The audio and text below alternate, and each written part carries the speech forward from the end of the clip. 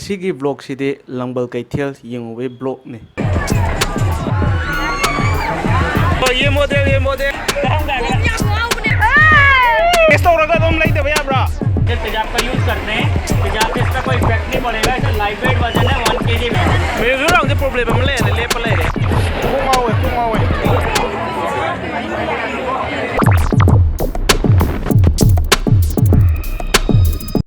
vlog sema matamda mong ani lebako amana vlog oina tawba haide hello guys ang je chingthokul loirba kai nu khangde ne kang u loigra mala amana vlog tu dagi loina namuraga sumaina mafam amda phammaga wanga pado ai ngasigi vlog se jo storytelling oina oirani maramde any mi amna tinma mafam oigera afaw mi oigera paktaba mi oigera any mafam khudi mutade camera thangkalaga wangang bangame adobo akoi family gi mamang dadi camera thangkala wangang ba habetang mai je shon ba aduna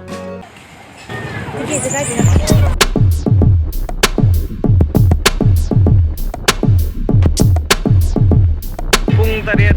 taga dore me tarang tangai re ticket ki mamana lupa kuntra oye gari chobgi park sina payang khai oye askari disco khutong no siri ko ngaure mai di mamme fountain ni thame mai amamme wow mi di patana chille ba ko sumaina mi chimji urkanda thaininga gi sangai festival de yam ti miss tore kuire dana ko sangai festival torok ta ba haide covid lai gim dage ado dak tin nai dong male haide akoi mayam je covid na maram orga chahi ani muk ekta bang chuala thamgre dana ko manung ji tawre he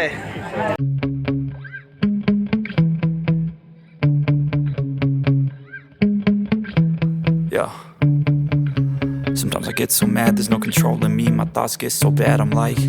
I might grab a bat, I don't know, my wrath, my blood boils. The mamangi lamboy khonang khongi vlog ama aina ikui dana thagat khibdo aduga loina manare makhoige tungna ba ungna ba chatna ba yawba gai de ko aduda side hele braibu stall ji de yam phajana hele lamboy khonang khong dage mapalong gi stall mayam am yawe mayangi stall gai haitare hade sumugumba mela mafam natraga di hek dukan ama da chatlaga leiye ba phangoi da bagai to कैसे घूमता है battery है क्या ये pencil battery 1 battery डलेगा एक battery से सब चलेगा ओ एक पेंसिल बैटरी ये सब घूमता है सिर्फ एक बैटरी चलने वाला है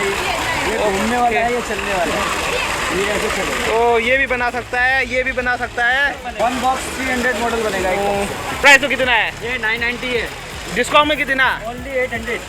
300 मॉडल एवरीडे न्यू मॉडल यहाँ ये चीज़ ये तो बहुत अच्छा माल है बच्चा लोग दिमाग अच्छा होगा ना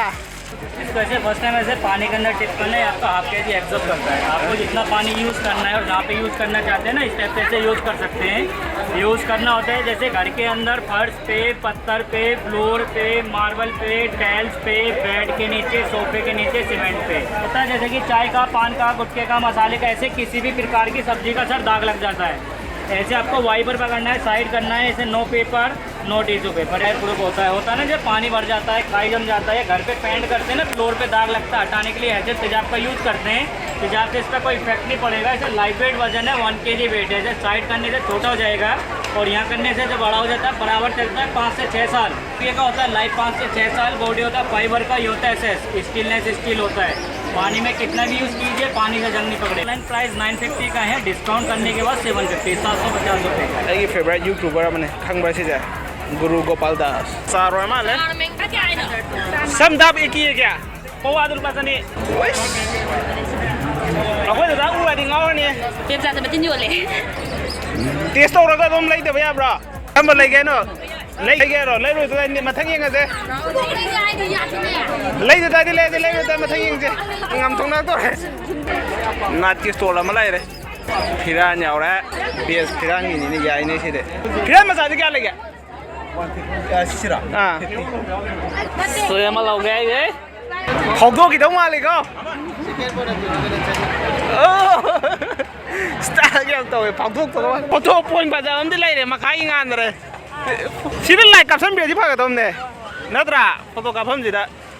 moi iphone na to na mo ai re ne moi khusen ji de light jang wa le premium jengo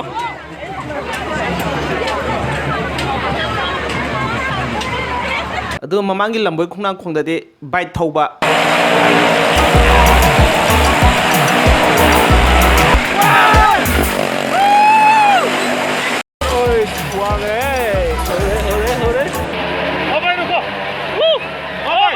ꯑꯗꯨꯒ ꯃꯦꯔꯤꯒꯣ ꯔꯥꯎꯟꯁꯦ ꯑꯁꯤꯒꯤ ꯃꯍꯥꯎꯁꯤꯗꯤ ꯈꯪꯉꯦꯕꯀꯣ ꯀꯔꯤ ꯐꯤꯜ ꯐꯥꯎꯒꯦꯗꯣ ꯑꯗꯣ ꯁꯤꯗ ꯇꯣꯡꯍꯧꯗꯕꯈꯩꯗꯣ ꯑꯗꯨꯗꯣ ꯑꯣꯏꯅ ꯇꯣꯡꯒꯦꯅ ꯈꯜꯂꯦꯕ ꯑꯗꯨꯁꯨ ꯈꯔ ꯀꯤꯇꯛ ꯇꯥꯕ ꯑꯩ ꯃꯄꯥꯟꯗ ꯇꯧꯔ ꯇꯨꯝꯕ ꯃꯥꯜꯂꯦꯀꯣ ꯅꯣꯡ ꯆꯨꯔꯗꯤ ꯕꯥ ꯕꯦꯔꯥꯅꯦ ꯁꯤꯅ ꯃꯦꯒꯥꯖꯟꯗ ꯑꯣꯄꯟ ꯑꯦꯌꯔ ꯊꯤꯌꯦꯇꯔ ꯕꯣꯠꯇꯨꯅꯦꯕ ꯃꯊꯛ ꯀꯟ ꯁꯥꯒꯠꯂꯦ ꯀꯨꯄꯛ ꯇꯧꯔꯝꯅꯦ ꯁꯤꯗ ꯃꯊꯛꯁꯦ ꯑꯩ ꯑꯁꯤꯁꯦ ꯇꯣꯡꯅꯤꯡꯉꯤꯅꯦ ꯑꯥꯒꯤꯁꯦ ꯀꯣꯛ ꯌꯥꯝ ꯉꯥꯎꯔꯦ ꯗꯥꯊꯔ ꯑꯁꯤ ꯀꯣꯛ ꯉꯥꯎꯕꯁꯤꯅ ꯐꯠꯇ꯭ꯔꯣ ꯅꯪ ꯐꯣꯟꯗꯁꯨ ꯇꯥꯅꯤ ꯌꯦꯡꯉꯣ ꯇꯥꯔꯣꯏ ꯀꯣꯛ ꯉꯥꯎꯕꯅ ꯐꯩ ꯅꯪ ꯀꯤꯖꯕ꯭ꯔꯥꯅꯦ ꯅꯨꯄꯥꯅꯕꯨ ꯅꯪ ꯀꯤꯕ꯭ꯔꯣ ꯁꯤ ꯆꯦꯛ ꯇꯧꯀꯣ ꯄꯥꯏꯊꯣꯔꯛꯇꯅ ꯍꯣꯔꯦꯟ ꯇꯦꯛꯇꯤ ꯇꯦꯛꯂꯣꯏꯀꯣ ꯀꯤꯗꯅ ꯅꯪ ꯀꯤꯔꯗꯤ ꯁꯨꯃꯥꯏꯅ ꯄꯥꯏꯔꯣ ꯍꯥꯟꯅ ꯀꯤꯔꯣꯏꯗ ꯅꯨꯄꯥꯅꯕꯨ ꯁꯧꯔꯦ ꯅꯪ ꯀꯤꯖꯕ꯭ꯔꯥꯅꯦ ꯅꯨꯄꯥꯅꯕꯨ ꯅꯪ ꯀꯤꯕ꯭ꯔꯣ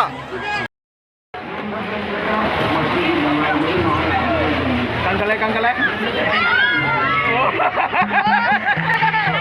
ꯊꯣꯡꯗꯧ ꯃꯥꯟꯕ꯭ꯔꯥ Sometimes I get so mad, there's no controlling me. My thoughts get so bad, I'm like, I might grab a bat, I don't know. My wrath, my blood boils over like, oh God, here goes. I lost all feeling from my head to my toes. You said some shit that I can't let go, so just stay tuned for the rest of the show.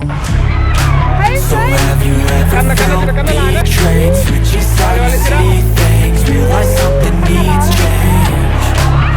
Cause I know you got me up, let me show you what's up.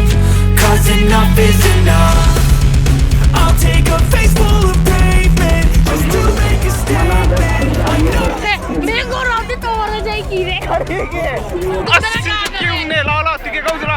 ये बन चल ले क्यों आता ने ये full लो है मेरे को रंग कदम भाई नो ठीक है ठीक है आती है तंगा को तंग ले रे तो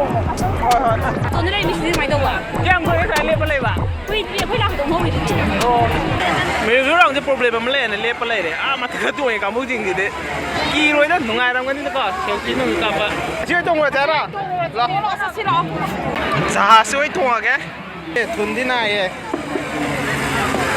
जहाज तो मुता है जहाज तो मुता है जहाज की माहौल नहीं है आगे कले नोंदा पत्थर नहीं रे कले उठो की दो वाले उस hey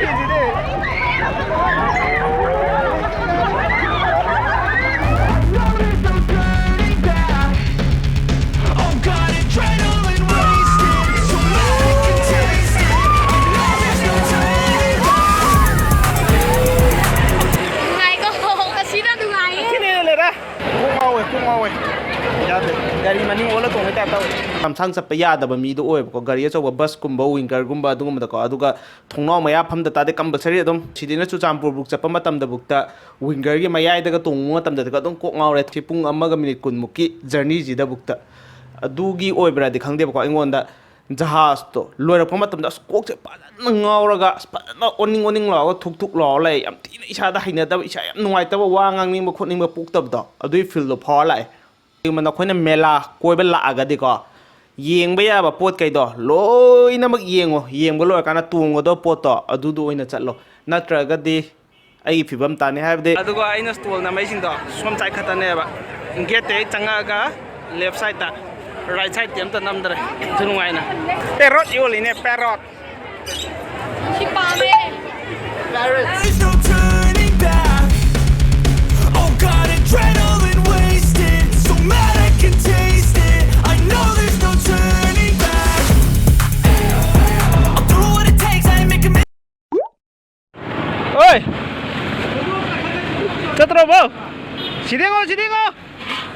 oi abungo bye bye la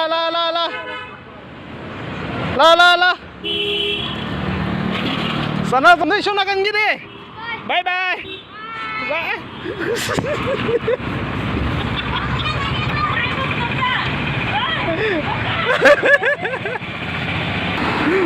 pura acing deh kalau kucing ini asli tuh remo